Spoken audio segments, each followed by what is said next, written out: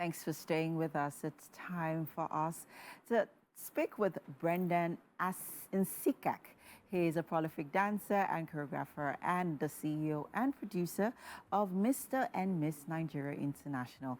It's a first of its kind mixed pageant in Nigeria, in Africa. Poised in Class magazine, which of course he also edits, is the editor of, and he's also, an all-round showcaser, basically, of the beauty of Africa. You are welcome to. Thank you so much. Thanks for being here. Thank you. Okay. Thanks for having me here. You have been in the pageant industry for a really long time. I know you started off with dancing and choreographing all across the world. You've worked with international models and supermodels and pageant queens all around the world. How has that experience been for you? It has been awesome because that's what I love doing, and it has been more educative, more especially because everyone I work with, I learned. Okay. Yeah. And then, so let's talk about Mr. and Miss Nigeria. Okay. I mean, you've been running this for 13 years. Yes. And with the pageant industry has sort of experienced some highs and lows. It's had its moments, and we've seen it evolve over the years. Is it getting better? Does it need to get better? Is there room for, improvement? It is getting better because every year you keep evolving, especially if you're affiliated with international brand, you must meet your international standard. It will get better if the industry is regulated because it's open. Anybody comes in here and you don't have what it takes to the industry, and they come in and the product they bring out doesn't stand the test of the local, not talking international. But you have, traversed the world. You have experienced, different elements of what the pageant, of what the standard of pageantry should be, across the world. How is that? What are you doing in terms of, inculcating what you've learned to the Nigerian, to what we have here in Nigeria? First of all, that's why every year I keep producing content that I don't repeat the content, because every year I learn new things. And if you look at it, I actually brought a lot of infusion into pageantry, introduction of carnival concept in the industry. I brought it up, celebrity took it after me, and I brought it a runway, a real runway fashion show in industry, because if you look at it globally, they have the funds to run events. That's why they spell it for 3 to 4 months or 1 to 1 and 2 to 3 month interval. But in Nigeria, because of the resources, you have to make it a week interval. So during the final day, what you should have done within the days, you have to bring it together. So it's getting better. Okay. Yeah. Now, the Mr. and Miss Nigeria, I know that you're, warming up for another edition. Let's talk a bit about, the criteria to which you, being the producer, use in, scouting for your, models and, queens, as it were. First of all, you have to look for who's enterprising, who is brainy, intelligent, then beauty comes last. So when you say enterprising, are there skills, or are there things that you put in place, or that they have to, are there tasks that they have to, perform, or that they have to, scale through to be able to, or that qualifies them to be enterprising? Yeah, of course. Assuming we're having 2 weeks into program camping, we have a lot of resource people that come to the camp to train them. And because if you are to go out to internationally, you should be able to meet international standard. Okay. You should be able to have 1 or 2 things to give back to society, to take it back to the outside world. Okay, let's talk a little bit about, I know Bob Carl is in Nigeria at the moment, and your management company actually manages him, and know that he has a fashion events coming up pretty soon. Talk to us about that.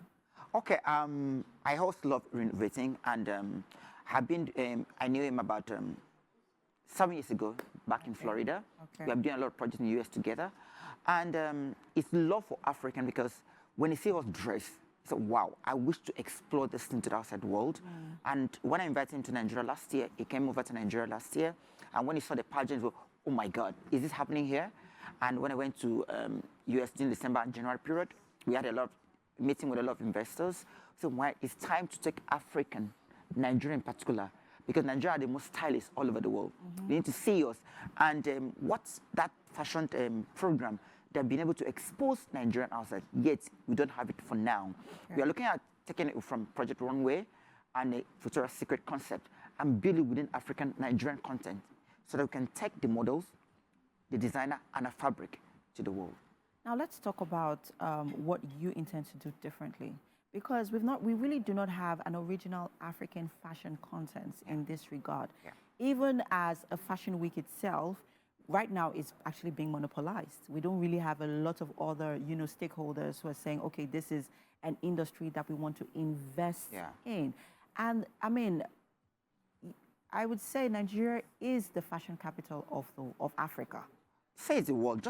I can say it the world. I can stand to correct it. Let's leave it at Africa. Let's leave it at Africa because we have beautiful and amazing talents, especially in the fashion industry here Designers, in Nigeria, models and the likes. So what is that difference that you intend to, make with this content that you're willing to export to the world? You can't talk about fashion without talk about entertainment and music. Yeah. So we are coming up with fashion, entertainment, TV reality show that have two legs, fit for a king, where a male designers and a male model will compete. Okay. Then Runway Inferno, when we're going to work on the African fabric of bikini and beachwear with accessory and a lot of things to move it to that's actually what New York fashion are looking for. Okay. So we are becoming to be the market force for them to take our product to the world. Yeah. I know that a lot of beauty queens have, after their reign, they go further to become, ambassadors for different projects. They take on different CSR projects and the rest of them. Now let's talk about sustainability. In the last 13 years that Mr.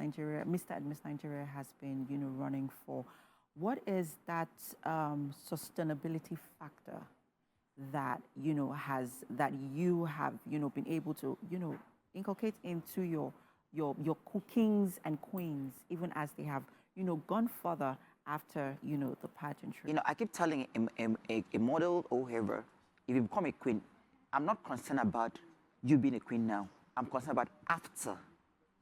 Are you still relevant after? So that's why we take time to discover them. We are not actually going out for ready-made. You know what I mean, ready-made models?